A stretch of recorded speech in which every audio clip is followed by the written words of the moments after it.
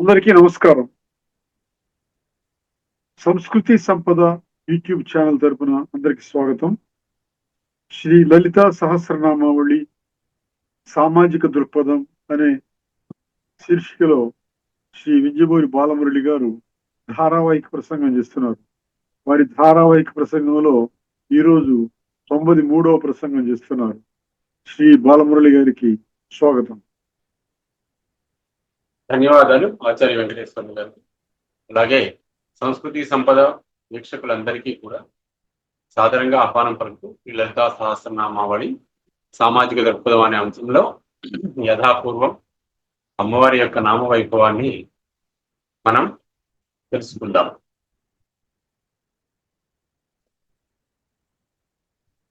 మనం ఇంతవరకు పరా పశ్యంతి మధ్యమ వైఖరి వాక్ స్వరూపిణిగా అమ్మవారి యొక్క రూపాల గురించి తెలుసుకున్నాం. ఒకసారి పునశ్చరణ చేసుకుని ముందుకు వెళదాం. పరావాక్కు అనేది మనం ఏ మాట అయితే మనం పలుకుతున్నామో ఆ మాట పలకడానికి పూర్వరూపం, ఆది రూపం అన్న వాక్కు 4 రకాలు. పరావాక్కు, పశ్యంతి వాక్కు, మధ్యమ, వైఖరి. దీని గురించి సంక్షిప్తంగా మనం చూసినట్లయితే మన సహస్రార పద్మంలో మెదడులో కలిగినటువంటి సంకల్పము సుషుమ్నా మార్గం గుండా మూలాధారాన్ని చేరి ప్రేరణ పొంది పరావాక్కుగా మారుతుంది. ఆ పరావాక్కు ఊర్ధ్వగమనం చేసి పైకి ప్రయాణించి అనాహత చక్రానికి చేరేటప్పుడు అక్కడ వాయువుతో కలిసి శబ్దరూపాత్మకంగా మారుతుంది. పశ్యంతి వాక్కుగా మారుతుంది. పరారూప, పశ్యంతి రూప రెండు కూడా అమ్మవారి యొక్క రూపములే. పరావాక్ రూపము, పశ్యంతి వాక్ రూపం. ఈ పశ్యంతి వాక్ రూపము ఇంకొంచెం ఊర్ధ్వగమనం చేసి విశుద్ధి చక్రాన్ని చేరిన తర్వాత కంఠంలో సంకేత రూపంలో మారుతుందన్నమాట. అంటే మనం ఏ భాష మాట్లాడదాం అనుకుంటున్నామో ఆ భాషకు తగినటువంటి సంకేతాలు శబ్దానికి జోడించబడతాయన్న. తెలుగు అయితే తెలుగు, సంస్కృతం అయితే సంస్కృతం. అలా స్వరపేటికలో విశుద్ధి చక్ర స్థానంలో మధ్యమ రూపంలో వాక్ అనేది 3వ స్థాయిలో ఉంటుందన్నమాట. ఈ 3 రూపాలు దాటి ముఖయంత్రంలోకి వచ్చేటప్పటికి, ముఖయంత్రము అంటే నోరు, దవడలు, నాలుక, తాలుగు ఇవన్నీ కలిపి ముఖయంత్రము అంటాం మనం. ముఖము అంటే సంస్కృతార్థంలో నోరు అనే అర్థం చేసుకోవాలి, కానీ మొత్తం ముఖం అనే అర్థం చేసుకుంటాం. కాబట్టి ఇది ముఖ యంత్రం, ఇది స్పీచ్ మెకానిజం. కాబట్టి ముఖ యంత్రంలోకి వచ్చి నాలుక ద్వారా వ్యక్తమైనప్పుడు అది వైఖరి వాక్ రూపం అవుతుందన్నమాట. పరా పశ్యంతి మధ్యమ వైఖరి రూప పశ్యంతి పరదేవత. కాబట్టి పరదేవత అనేటటువంటి రూపం, వాక్ రూపం అనేది, సరస్వతి రూపం అనేది వాంగ్మయ రూపంలో మనకు కనిపించేది వైఖరి రూపంలోనే అని మనం చెప్పుకున్నాం. అయితే ఆ విధంగా ఉన్నటువంటి వైఖరి రూపం, పశ్యంతి రూపం, పరారూపం ఈ వాక్ స్థితులను ఎవరెవరు గ్రహిస్తారు, ఎలా ఉంటాయి అంటే, పరాస్థితిలో వాగ్ రూపాన్ని ఏంటంటే సంకల్పంగాను, పశ్యంతి స్థితిలో అనాహత చక్రంలో వాగ్ రూపాన్ని ఏంటంటే భావంగాను, విశుద్ధి చక్రంలో మధ్యమ వాక్కుని మనం ఏంటంటే సంకేత రూపంగాను, అలాగే నోటి ద్వారా వెలుపడికి వచ్చేటటువంటి శబ్ద రూపంలో ఉన్నటువంటి వాక్కుని వైఖరి వాక్కుగాను మనం మాటగా మనం భావిస్తాం. అది ఉచ్చారణ. అంటే సంకల్పము, భావము, అలాగే ఏంటంటే సంకేతము, ఉచ్చారణ. ఈ 4 ప్రక్రియలలో వాక్ తాలూకా 4 రూపాలు అనేది వాగధీశ్వరి రూపంలో, సరస్వతి రూపంలో అమ్మవారు మనకి ప్రత్యక్షం అవుతూ ఉంటుందన్నమాట. ఇది ఆ శ్రీమాత యొక్క అనుగ్రహమే. ఈ చక్రాలలో ఎక్కడ లోపం జరిగినా సరే వాక్కు మన నోటి నుంచి స్పష్టంగా రాదు. కాబట్టి మన నోటి నుంచి స్పష్టంగా వాక్కు వచ్చింది అంటే ఆ పరదేవత యొక్క అపారమైనటువంటి వాత్సల్యం, కరుణ. మరి అంత కరుణతో ఆ పరదేవత జగన్మాత, జగజ్జనని అంబిక మనకి ప్రసాదించినటువంటి వాక్కులని అపశబ్దాలతో మనం అపవిత్రం చేయొచ్చా? తప్పుడు మాటలు పలకొచ్చా? పలకూడదు కదండి. అలా పలకడం వలన వాక్శుద్ధిని కోల్పోతాం. వాక్సిద్ధిని తీసుకొస్తుంది. మనం ఆడిన మాట అమ్మ మాటగా శిలా శాసనంగా పని చేయాలి అంటే వాక్శుద్ధి కావాలి. వాక్శుద్ధి కావాలంటే వాక్ కలుషితం కాకూడదు.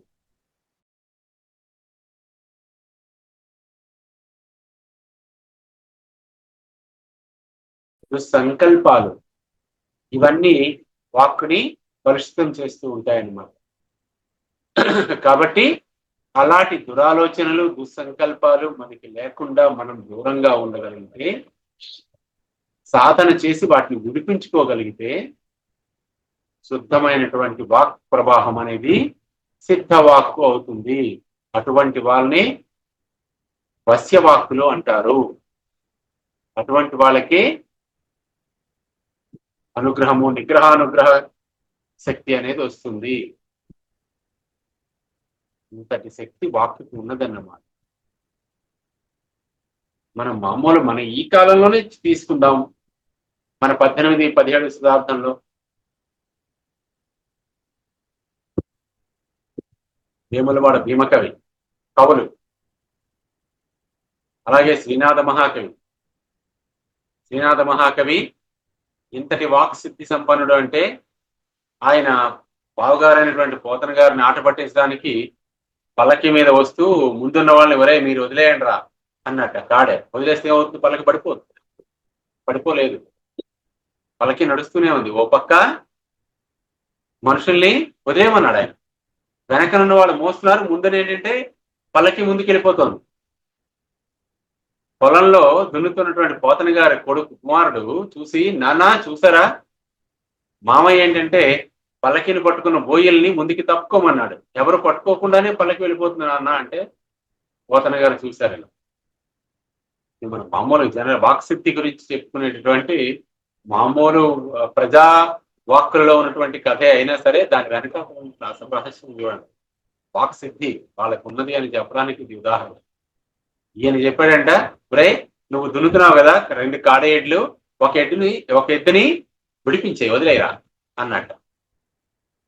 అలాగే కొడుకు ఏం చేశాడు? పోతన గారి కొడుకు ఒక ఎద్దుని విడిపించి వదిలేశాడు. ఎద్దు లేకుండానే నాగలి దున్నుకుంటూ పోతోంది ఒక ఎద్దుతో, ఒంటెద్దుతో. చూశాడు శ్రీనాథుడు, ఓహో నేను ఇంకా చూపిస్తాను నా శక్తి ఏమిటో అని వెనకనున్న వాళ్ళకి ఏం చెప్పాడంటే, ఒరే మీరు కూడా వదిలేయండి రా పల్లకిని అన్నట్ట. వాళ్ళు వదిలేశారు. ఇప్పుడు పల్లకి గాలిలో వెళుతోంది అన్నమాట. మళ్ళీ కుమారుడు పోతన గారు చెప్పారు, నాన్న చూసారా అక్కడ మామయ్య పల్లకి గాలిలో తేలుతోంది అంటే పోతన గారు అన్నారంట, ఆ 2వ ఎద్దును కూడా విడిపించే నాన్న అన్నారు. ఈయన 2వ ఎద్దును వదిలేశాడు. నాగలి దున్నుకుంటూ పోతాను. అప్పుడు అర్థమైందండి, నేనే గొప్పవాడిని కాదు, నాలాంటి గొప్పవాళ్ళు చాలా మంది ఉన్నారు ఈ ప్రపంచంలో. మా బావ కూడా చాలా గొప్ప వాక్సిద్ధి సంపన్నుడు అని. ఇది ఏమైనా హాస్యానికి చేసినా సరే విషయం ఏమిటి అంటే, వాక్సిద్ధి ఎవరికైతే ఉంటుందో వారికి ప్రకృతి కూడా లోనే అనుగుణంగా పనిచేస్తుందని చెప్పడానికి ఇది ఉదాహరణ. పెద్దలు ఏంటంటే సరదాగా చెప్పేటటువంటి కథ. కాబట్టి వాక్ సిద్ధి అనేది వాక్ శుద్ధి వలన, మనశుద్ధి వలన వస్తుంది. ఆలోచన శుద్ధి వలన సిద్ధి కలుగుతుంది. కాబట్టి పరాపశ్యంతి మధ్యమ వైఖరి వాక్ రూపిణి అయినటువంటి అమ్మవారిని మనం సత్య జ్ఞానానంద స్వరూపిణిగా భావించి ఆరాధించినట్లయితే, సాధన చేసినట్లయితే మనకి కూడా వాక్శుద్ధి కలుగుతుంది అని దీని ద్వారా మనం గ్రహించవచ్చు. అలాగే కాకుండా మధ్యమ వైఖరి రూప భక్త మానస హంసిక, అటువంటి అమ్మవారు వాక్సిద్ధి కలిగిన తర్వాత ఆవిడ ఎలా ఉంటుందంటే మనసులో హంసలా, మనస్సు అనేటువంటి ఆకాశంలో హంసలా విహరిస్తుంది. భక్తుల యొక్క మనస్సులలో హంసలా విహరించేటటువంటి తల్లి అమ్మవారు. ఎప్పుడు మన భక్తి నిర్మలమైనప్పుడు, నిస్వార్థమైనప్పుడు, విశ్వ కళ్యాణకారకమైనటువంటి ఆలోచనలతో కూడినదైనప్పుడు. కాబట్టి విశ్వ కళ్యాణాన్ని మనం కోరుకోవాలన్నమాట. అలాంటి ఔదార్యం మనకి రావాలి. ఉదార చారితానాంతు వసుధైక కుటుంబకం అని కదా ఆర్యోక్తి. ఉదార చరిత్రులు ఎవరు అంటే నేనే కాకుండా అందరూ కూడా సర్వశుభాలతో ఆనందంగా ఎల్లప్పుడూ జీవించాలి అని కోరుకునేటువంటి వారు. సర్వజీవులు కూడా, మనుషులనే కాదు. లోకా సమస్తా సుఖినో భవంతు అంటే లోకములని కాదు, ఇక్కడ జీవులన్నీ అని అర్థం అన్నమాట. లోకులు అంటే లోకములో ఉండేవారు, ఉండేవి అని కూడా మనం అర్థం చేసుకోవచ్చు.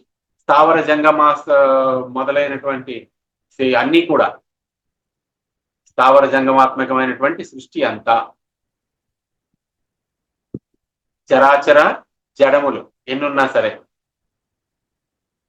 కాబట్టి అందరూ కూడా సుఖంగా ఉండాలని కోరుకోవడమే హిందూ ధర్మం తాలూకా మహత్తు, భారతీయ సంస్కృతి. అది గ్రహించాలన్నమాట. అది భారతీయ ఆత్మ అన్నమాట. సనాతన ధర్మం తాలూకా ఆత్మ ఏది అంటే ఉదార చారిత్ర కలిగి ఉండడం, విశ్వ మానవ సౌభ్రాతృత్వాన్ని కోరుకోవడం, వసుధైక కుటుంబకం అని కదా మనకి ప్రధానమంత్రి గారు ఇప్పుడు తెలియజేస్తున్నారు. వసుధైక కుటుంబకం అంటే వసుధ, ఈ మొత్తం భూలోకం అంతా కూడా ఒక కుటుంబం. అంతటి గొప్ప ఆలోచన ఎక్కడ పుట్టింది అంటే ఈ భరత భూమి మీద పుట్టింది. అందుకే ఈ బంగారు భూమి. పొగడరా నీ తల్లి భూమి భారతిని, నిలుపరా నీ జాతి నిండి గౌరవం అన్నారు కవి. అటువంటి భరత భూమి మీద పుట్టినందుకు ఇది వేద భూమి, వేదములు పుట్టిన భూమి. ఋషులు, మునులు, సాక్షాత్ దేవతలు ఆవిర్భవించినటువంటి, అవతరించినటువంటి పుణ్యభూమి. సాగర మేఖల చుట్టుకొని సురగంగ చీరగా మలచుకొని అని కవులు పాడుకున్నారు ఈ భారతదేశం గురించి. అంతటి గొప్ప భారతమాత బిడ్డలమై ఉండి మనం మన సంస్కృతి సంప్రదాయాలని అలక్ష్యం చేస్తే ఎలా అని చేయకూడదు కదా. వాటి అర్థము, వాటి యొక్క అంతరార్థము కూడా తెలుసుకోవాలి. అంతరార్థం తెలియకుండా మనం వాటిని గౌరవించలేము. ఏంటి గొప్పతనం? గొప్పతనం అనేది తెలియాలి కదా. తెలిస్తే కదా ఎవరినైనా మనం గౌరవించగలుగుతాం. లేదంటే మామూలుగానే ఉంది అనుకుంటాం. మనకు తెలియనంత వరకు, విషయం తెలియనంత వరకు, ఒక వస్తువు తాలూకా గుణం మనకు తెలియనంత వరకు దాని విలువ ఎలాగే తెలియదు, అలాగే సంస్కృతి కూడా. ఆ సంస్కృతిలో ఉన్నటువంటి లోతులు ఎంతో తెలియాలి అంటే ఒక్కసారి లోపలికి వెళ్ళి చూడాలి. అందులో పుట్టాం, మరి మన బాధ్యతగా తెలుసుకోవాలి. అలా తెలియకుండా మనం దాని గురించి వ్యాఖ్యానం చేయడం అనేది అర్హత లేకుండా మనం చేస్తున్నటువంటి పెద్ద ఘోరమైన తప్పిదం అని చెప్పుకోవాలి. భక్త మానస హంసిక అంటే అర్థం ఏంటి? అటువంటి వశ్యవాక్కులై శుద్ధమైనటువంటి నిర్మలమైనటువంటి మనస్సు ఉన్న వాళ్ళ మనస్సులలో హంసలా విహరించేటువంటిది. అంటే భక్తుల మనస్సు అనే మానస సరోవరంలో విహరించేటువంటి హంస అన్నమాట. భక్తుల మానస సరోవరంలో హంస ఎప్పుడు ఉంటుందండి? సరోవరం అల్లకల్లోలంగా లేనప్పుడు. అంటే మన మనస్సులో అనవసరమైన ఆలోచనలు అనేటువంటి అలలు రాకుండా నిశ్చలంగా, నిర్మలంగా మానస సరోవరం ఉన్నప్పుడు అప్పుడు హంస వచ్చి అందులో వాళ్తుంది, విహరిస్తుంది. మన మనస్సుని నిర్మలంగా చేసుకోవాలి. ఆలోచనల కెరటాలతో అల్లకల్లోలం చేసుకోకూడదు. ఆలోచనలు రావాలి, రాకుండా ఆపేస్తామా? ఆలోచన చెయ్యాలి. ఆలోచన చేసేటప్పుడు సాలోచనగా చేయాలి, సకారణంగా చేయాలి, అలాగే తార్కికంగా చేయాలి. అనవసరమైనటువంటి తర్కాలు, ఆలోచనలు మనం పెట్టుకోకూడదు. ప్రభావాలకి లోనే ఆలోచించకూడదు. అది మన మీద బోల్డన్ని ప్రభావాలు ఉంటాయి, ఒత్తిళ్లు ఉంటాయి. వాటన్నిటినీ దగ్గరికి రానివ్వకుండా మనసుని కట్టడి చేయగలిగితే మహా ఘనమైనటువంటి ఒత్తిడిని కూడా మనం అలవోకగా దాటుకుంటూ వెళ్ళిపోయేటువంటి శక్తిని మనకి అమ్మ ప్రసాదించి మన ముందుకు నడిపిస్తుంది అనమాట. అది భక్తమాన సాంసిక అంటే అర్థం. ఒక్కొక్కప్పుడు మనసు చంచలం కాకుండా స్థిరంగా ఉంటేనే అది మానసరోవరం అవుతుంది కదా మనం చెప్పుకున్నాం. అంతేకాకుండా అప్పుడు మనసులో నిలిచిన శ్వాస హంస అవుతుంది. హంస అంటే సౌహం, విశ్వాసము, నిశ్వాసం. అదే హంస అట్నుంచి తిరగేస్తుంది సంస్కృతంలో. అంకానం వామతో గతి అన్నట్లే పదాలు కూడా మనకి సంస్కృతంలో ఎడమ నుంచి కుడికి చదువుకోవాల్సి ఉంటుంది ఒక్కోసారి. హంసలు అంటే శ్వాసలు. మన శ్వాసలో అమ్మవారి ధ్యాస విలీనమై అదే జపం అవుతుంది, అదే తపం అవుతుంది, అదే సిద్ధినిచ్చేటటువంటి ఆ మంత్రం అవుతుంది.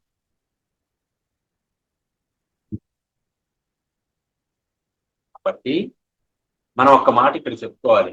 రామనామాన్ని హనుమంతుల వారు శ్వాసకి కట్టేసుకున్నారంటారు. పెద్దలు చెప్తూ ఉంటారు, వినే ఉంటాం కదా. శ్వాసకు కట్టేసుకోవడం అంటే ఆలోచన లేనిది ట్రాష్ నాన్ సెన్స్ అనిపిస్తుంది. ఎందుకంటే మనం సైన్స్ చదువుతున్నాం కదా, శాస్త్ర విజ్ఞానంలో బాగా పండిన వాళ్ళం కాబట్టి మనకు అలా అనిపిస్తుంది. అది కాదు అని అర్థం. శ్వాసకి భాషను ఎలా కట్టేస్తాం అంటే విడిచే ఊపిరిలో పీల్చేటటువంటి విశ్వాసలో ఏ ఒక్క క్షణము, అరక్షణం, ఒక సెకండ్ నిమిత్తం, ఒక లిప్త కాలం పాటు కూడా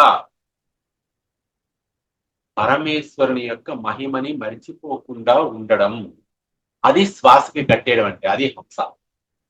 సోహం భావేన పూజయేత్. సోహం భావంలో అర్చించడం అంటే అది. అలా ఎలా అవుతుందండి సాధ్యం? చాలా సింపుల్.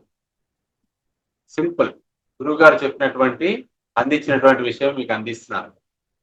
ఏమిటంటే ప్రతి ఒక్క దానిలోని పరమేశ్వర తత్వాన్ని దర్శించడానికి నేర్చుకోవాలి. అది సాధన చేయాలి. మనం ఒక పని చేస్తున్నాం, ఆ పనిలో పరమేశ్వరుని యొక్క లీలని గుర్తించు. ఒక వ్యక్తితో మాట్లాడుతున్న ఆ వ్యక్తి మనసులో ఉండేటువంటి పరమేశ్వరుని గుర్తిస్తూ ఉంది. వాని మాటల్లో ప్రస్ఫుటమవుతున్నటువంటి దైవీ తత్వాన్ని తెలుసుకోవడానికి ట్రై చేయి. ఒక వ్యక్తి మాట్లాడితే అన్ని చెడ్డ మాటలు మాట్లాడదు కదా, కొన్ని మంచి మాటలు కూడా మాట్లాడతాడు. అది పరమేశ్వరుని యొక్క తత్వం. పరమేశ్వరుడు ఉన్నాడని తెలియజేస్తున్న వారు వీళ్ళలో కూడా భగవంతుడు ఉన్నాడు. దైవం మానస రూపేణ అని మనం చెప్తారు కదండి పెద్దలు. ఇవన్నీ మనం ఇంట్లో రోజు వింటున్నవి, నేర్చుకుంటున్నవేనండి.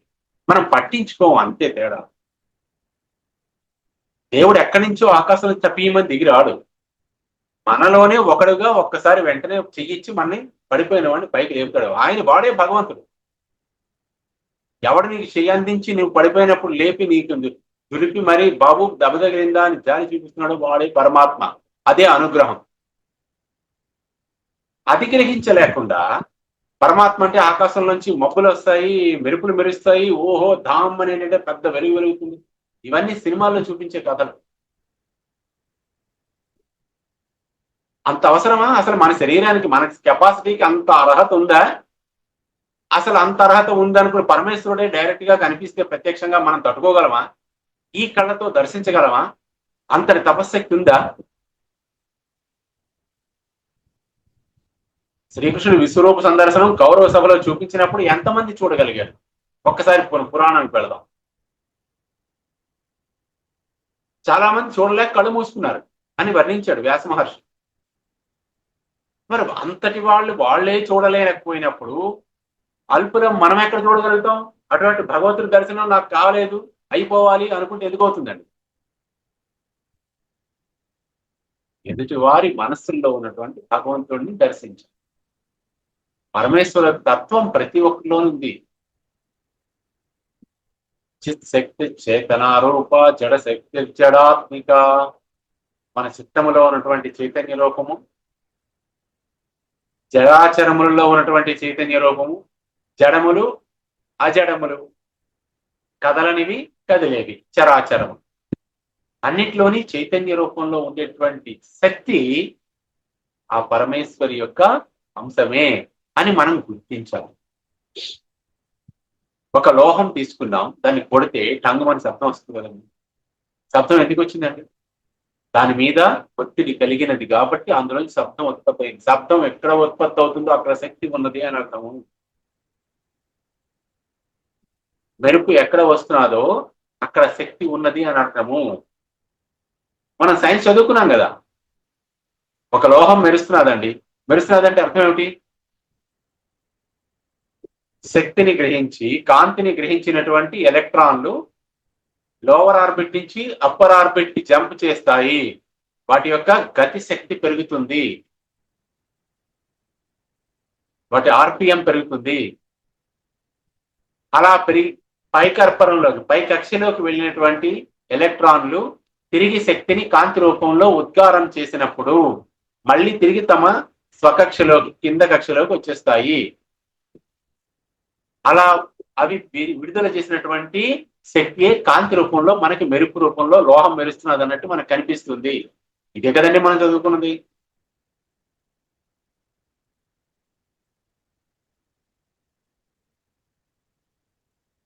అక్కడ శక్తి ఉన్నది కదా. యాటమ్ అనే దానిలో ఎలక్ట్రాన్స్ నిరంతరం పరిభ్రమిస్తూ ఉంటాయని మనకు తెలుస్తున్నది కదా. ఏది చలిస్తోందో అక్కడ శక్తి ఉన్నది. చలించని దానిలో కూడా ప్రతి పదార్థము కూడా అణువులతో కూడుకుని ఉన్నదే కదా. ఇది మనకి తెలుసు కదా. అంటే అర్థం ఏంటి? ప్రతి అణువులోని ఒక పరమాణువు ఉన్నది కదా. ప్రతి పరమాణువులోని ఎలక్ట్రాన్లు, న్యూట్రాన్లు, ప్రోటాన్లు ఉన్నాయని మనం ఒప్పుకుంటాం కదా శాస్త్రపరంగా. మరి అప్పుడు జడాత్మిక అంటే రాళ్లలో రప్పల్లో కూడా అమ్మవారు ఉన్నది అంటే ఎందుకు ఒప్పుకోలేం మనం? దానికి సంకేతమే వీళ్ళు ఇలా చెప్పారు, వాళ్ళు అలా చెప్పారు. అది గ్రహించకుండా ఒకటి కరెక్ట్ ఒకటేమో రాంగ్ అంటే ఎలా అండి? సమన్వయం రావాలి. ఆ సమన్వయించుకోవడం తెలిస్తే దేన్ని తప్పు పట్టం మనం.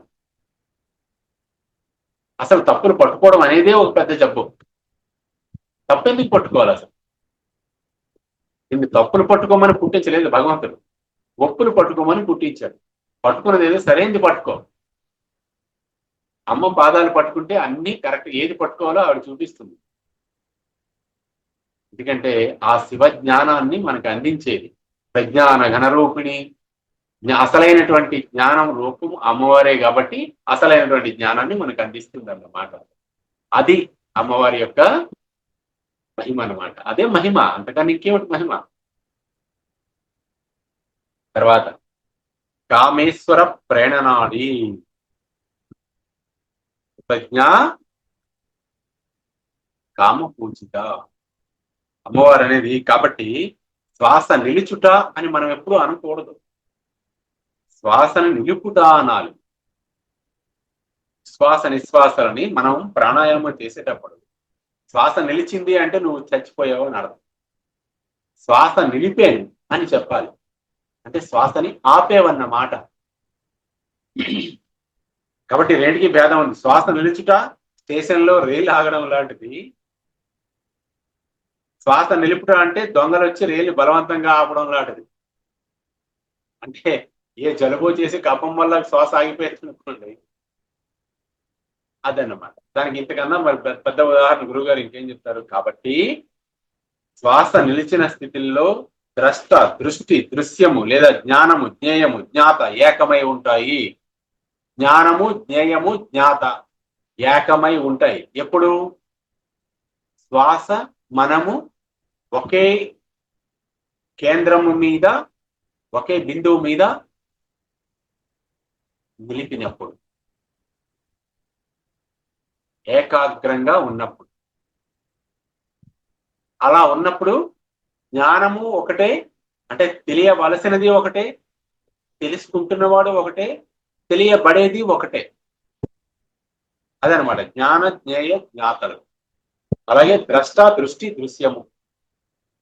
ద్రష్ట చూసేవాడు, దృష్టి ఆయన యొక్క చూపు, దృశ్యము అంటే చూడబడుతున్నది. ఈ మూడు ఒక్కటే అని తెలుస్తుంది అన్నమాట.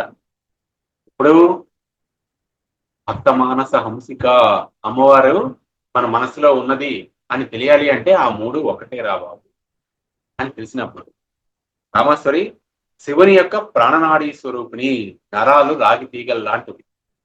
రామేశ్వర ప్రాణనాడి అంటే అమ్మవారు ప్రాణేశ్వరి, ఆర్యని ప్రాణేశ్వరి, భర్తని ప్రాణేశ్వర అని ఎందుకంటారంటే ప్రాణమే తన యొక్క బహిస్వరూపమైనటువంటి ప్రాణమే. పంచ ప్రాణాల్లో ఒక ప్రాణము భార్య. కాబట్టి నరాలు రాగి తీగలు లాంటివి అయితే వాటి గుండా విద్యుత్ ప్రవహిస్తే లేదా ప్రవహించకపోతే ఉండే తేడా దేని వల్ల అయితే వస్తుందో దాని లాంటిది నాడి అనాలి. అంటే విద్యుత్ ప్రవహించడం, ప్రవహించకపోవడం అనే భావన దేని వల్ల వస్తుంది? విద్యుత్ వల్ల వస్తుంది. అది నాడి. నాడి అనే దానికి ఒక రూపం అనేది ఏమి ఉండదు, శక్తి. అది శక్తి ప్రవహించినప్పుడు ఉందని తెలుస్తుంది, స్థిరంగా ఉన్నప్పుడు తెలియదు. Static electricity, current electricity. Electricity current అయినప్పుడు, ప్రవహించినప్పుడు కదా మనకి వివిధ రూపాల్లో కనిపిస్తుంది. It converts into light, it converts into mechanical force కదండి. కాబట్టి అది ప్రవహించకుండా బ్యాటరీలో ఉంటే ఎక్కడ ఉందో బ్యాటరీ పగలగొట్టి చూపించి చూద్దాం. ఎలక్ట్రోలైట్లే కనిపిస్తాయి తప్పించి అందులో ఇంకే లైట్ కనిపించదు. దానికి 2 తీగలు కలిపి దాన్ని ప్రవహింపజేస్తే అప్పుడు అసలైన లైట్ కనిపిస్తుంది. కాబట్టి ఏ లైట్ అయినా సరే వెలగాలి అంటే మన మైండ్ లో ముందు అసలు లైట్ ఏమిటనేది తెలియాలి. అదే పరమేశ్వరుని యొక్క కాంతి. లోకంబులు లోకస్తులు లోకేశులు తెగిన తుది అలోకంబగు పెంచీకటి కవ్వలనెవ్వడు ఏకాకృతి వెలుగు అతనిని సేవింతును అన్నాడు గజేంద్రుడు. ఈ లోకాలు లోకేశులు లోకస్తులు మొత్తం అందరూ పోయిన తర్వాత చీకటి, కళ్ళు పొడుచుకున్నా కానరానంతటి చీకటిని దాటితే ఏంటి ఈ ఆత్మ యొక్క ప్రయాణం ఊర్ధ్వగతి అయినప్పుడు ఆ చీకటి దాటిన తర్వాత ఏకాకారమైనటువంటి వెలుగు రూపంలో ఎవరైతే వెలుగుతున్నారో అతన్ని నేను ధ్యానిస్తున్నాను అన్నాడు. ఎంత దూరదృష్టి చూడండి. ఆ స్థాయికి మన ఆలోచన వెళ్ళాలి, ఎదగాలి. అప్పుడు పరమేశ్వరుణ్ణి మనం అవగాహన చేసుకోగలిగే అర్హత సంపాదిస్తాం. తెలిసేసుకుంటామని కాదు, అంత శక్తులు ఇంకా రాలేదు, మనకు లేదు. ఎంతో తపస్సు చేస్తే కానీ శక్తి రాదు. అర్హత సంపాదిస్తాం. మనకు తెలిసినటువంటి లవలేశము, ఈ లవలేశంలో కొంత తెలిసేప్పటికీ మనకి ప్రపంచం అంతా తెలుసని భావిస్తూ ఉంటాం. ఇదే మాయ. ఆమె భ్రమింపచేస్తుంది. భ్రామరి కదా. భ్రామరి అంటే భ్రమరనాదము కలిగినటువంటిది అని అర్థము. మాయ, మహామాయ. కాబట్టి మనకి భ్రమలు కల్పిస్తూ ఉంటుంది. అలాంటి భ్రమలలో పడకుండా సాధకుడైన వాడు ముందుకు వెళుతూ ఉండాలి. ఎప్పటికప్పుడు తనని తాను సింహావలోకనం చేసుకుంటూ ఉండాలి, పునః పరిశీలన చేసుకుంటూ, ఆత్మ పరీక్ష చేసుకుంటూ ఉండాలి. నేనేం చేస్తున్నాను, ఎక్కడికి వెళ్తున్నాను, నా శక్తి ఎంత సాధనలో ఉన్నాను నేను. ఇది తెలుసుకోకపోతే మన సాధనలో విజయం సాధించలేము. ఏదైనా అంతే. ఏ పరీక్షలైనా సరే, మనం కాంపిటేటివ్ ఎగ్జామ్స్ ప్రిపేర్ అవుతున్నా, లేదంటే మన సంసారంలో ఈ సమాజంలో మనం ముందుకి ఏదైనా పదవుల్లో ఉన్నా, లేకపోతే ఈ కార్యాలయాల్లో పనిచేస్తున్నా, మనం ఏం చేస్తున్నాం ఆత్మ పరిశీలన చేసుకోవాలి. అలా చేసుకుంటే మన లోపాలు మనకు అవగతమై వాటిని సరిదిద్దుకొని విజయవంతంగా మనం సక్సెస్ఫుల్ గా నిర్వహించగలుగుతాం అన్నమాట కార్యాలు.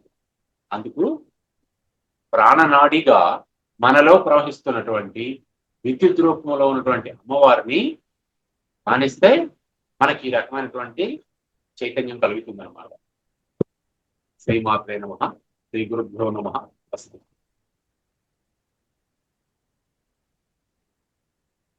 శ్రీ లలిత సహస్రనామావళి సామాజిక దృక్పథం అనే శీర్షికలో ధారావాహిక ప్రసంగం చేసిన శ్రీ బాలమురళి గారికి ధన్యవాదాలు. ధన్యవాదాలు సార్.